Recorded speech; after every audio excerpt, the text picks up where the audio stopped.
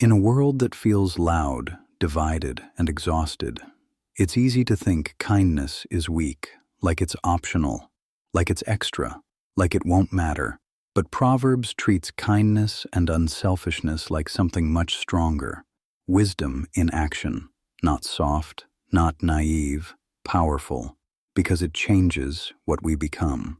Proverbs 3:27 says, "Do not withhold good when it is in your power to act."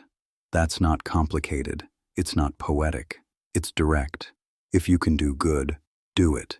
Not when it's convenient. Not when it's trending. Not when it earns applause. When it's in your power to act.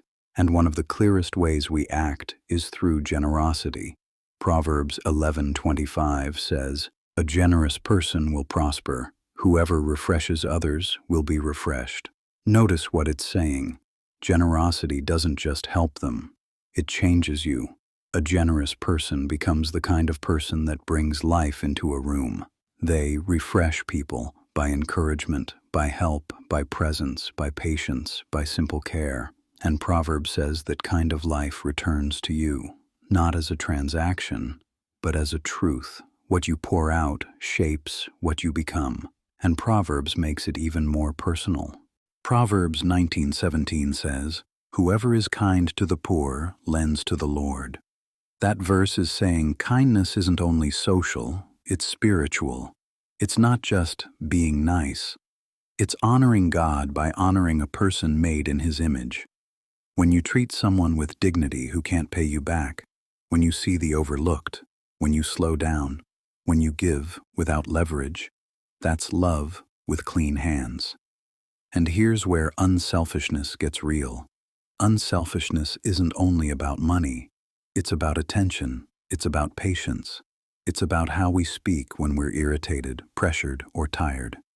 Proverbs 15:1 says, "A gentle answer turns away wrath, but a harsh word stirs up anger."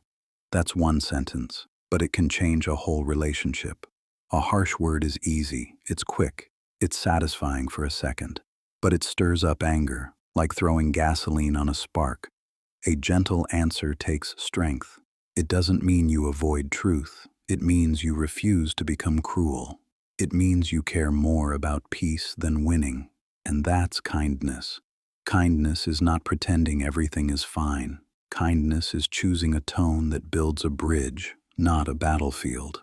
Now, Proverbs is wisdom, but the Bible also gives us a definition of love that's painfully practical. 1 Corinthians 13 says, "Love is patient. Love is kind.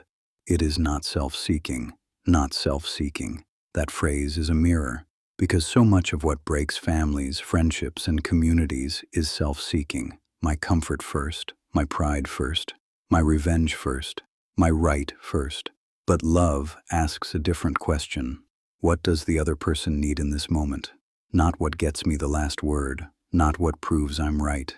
What helps, what heals, what builds.